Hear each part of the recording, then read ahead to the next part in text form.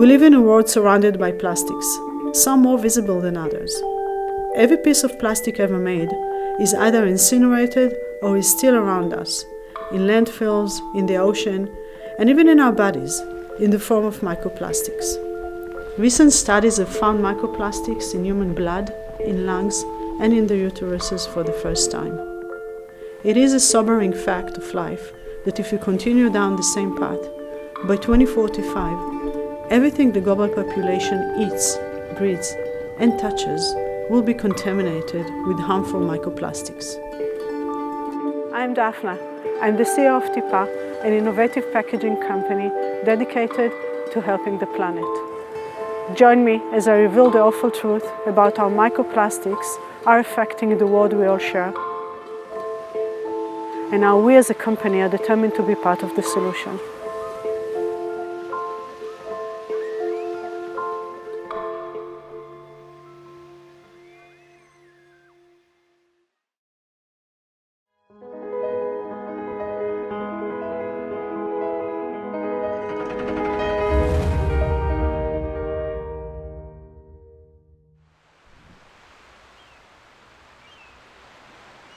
My journey today starts at Cornwall, UK, and I've come to Falmouth Beach to find out how the global plastic problem impacts people on a local level.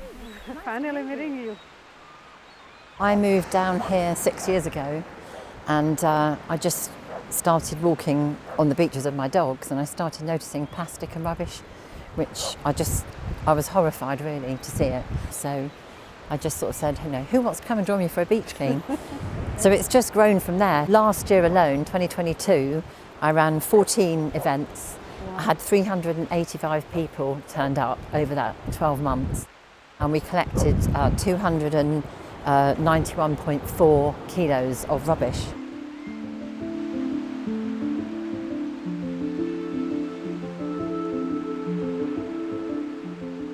These are just bits of packaging that have flown away from people, or they've got into the sea and then just been washed up. Yeah. We've got lots of fishing gear here. Polystyrene's another thing. Sometimes I go onto a beach and you can actually find that sometimes in like 2 square meters. You just want to cry because you can't actually pick it all up. But there's 5 trillion pieces out there, so it's definitely out there. Yeah. And as we were talking about the microplastic that actually surrounds us, everywhere. And we find ourselves eating microplastic. Yeah, so it's in us, and we don't know the long-term impacts of all these plastics contain chemicals, We don't know what the impacts are in the future of what this is going to do to us as humans. Yeah.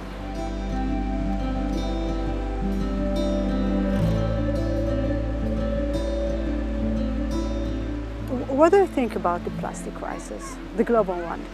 The one that the one that we see, the one that we don't see. Obviously, there's much more than what we see here on the beach. I think, I'm in Cornwall, and we have a great group of people down here. We're all collaborating, and everyone's very aware of the problem. But there's lots of countries in the world, isn't there, that are still just using absolutely so much plastic.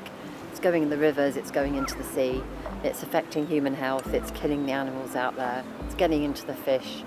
So we are in a crisis, aren't we? The following crisis is the crisis of microplastic, because microplastic is everywhere. Despite the efforts of the beach cleanup, the power of the ocean will continue to ensure substantial quantities of plastic are dumped onto the world's shoreline. But we can win this battle if we will start making a substantial change. It is in our hands and the future generations to fight against microplastics.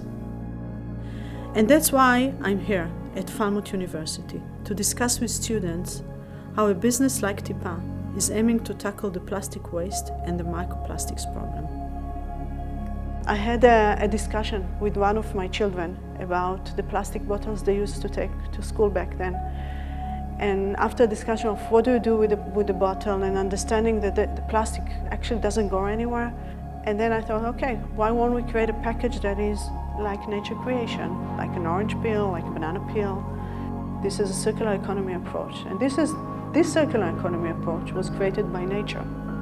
So just imagine all this waste turns into compost, which actually nourishes the topsoil.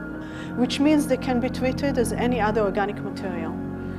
And organic material, 100% organic material, like any other organic waste, can go into the compost system, either if it's home compost or industrial compost system.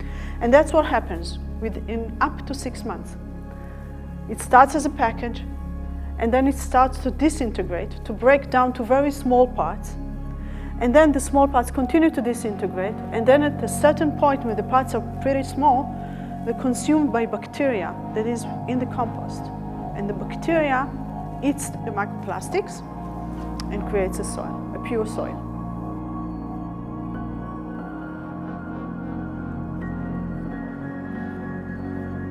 Visibly it's gone, but what is leached out into the soil, if anything? It doesn't just disintegrate, it's also, there's no microplastic left behind it. Yesterday on the beach we saw like very small plastic parts, which we can find today in fish and other food types that we consume. The beauty of our solution is because it's fully biodegrades, we don't leave any microplastic behind. Do you think that consumer demand is going to drive the change, like force the change on the industry, or do you think you're going to need help from regulation? So we definitely don't want to rely on regulation. We do rely on you. We do rely on people, on the end consumers, specifically on the new generations. They want to see other solutions. In my view, revolutions happen from the people, in this case from the end consumers, who say, hey, why are you packing this with plastic? Whenever we discard our kitchen waste, we can discard the packages together with our kitchen waste to the same waste stream. And it all together goes into the right direction and turns into a new, very important material. My final stop today has brought me to a community allotment where I will talk to Georgina about their day-to-day working life and why solutions offered by tipa could improve their soil health and produce. Hello Daphne, how are you? How are you? Good, thank you. Welcome to Falmouth Allotments. This is a very traditional method of composting in this country. As you can see, there's 3 in a row. So people start off putting their vegetable peelings, any scraps, any kind of brown paper in one, and then as it kind of starts to generate into compost and the worms get into it and start eating things, they can turn it from one to the other really easily. You know, so actually when you use compostable packaging, so the end of life of this package is not going into landfill, but rather ending in a process like this, or in a bin like this that turns the package into a new resource.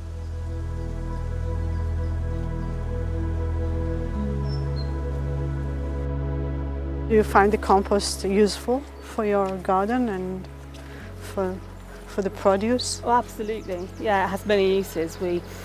As I said, we put it on the soil to suppress weeds, and also around the plant to feed the plants itself. And compost is a great way of trying another method of growing vegetables, no dig, where you put it straight on the ground and you don't have to dig the soil, which can be very useful. We've got about 200 people, I think, growing vegetables and flowers. Some people use their plots as a garden if they haven't got a garden at home. Other people are intent on growing their food and are very good at it as well, I have to say. People swap seeds, they swap plants. When you come up here, there's always someone to talk to, which is lovely. Yeah. Have socials as well. So. Yeah, of course. Yeah. It's part of being a community. Absolutely. Yeah. What I see here is if we use the right materials, we can actually build a whole system that relies on those new materials. And this is like a microcosmos of what can happen in the larger world out there. So there is a system that can actually be used in a smart way with the right materials to create a better world for us all with a very bright future.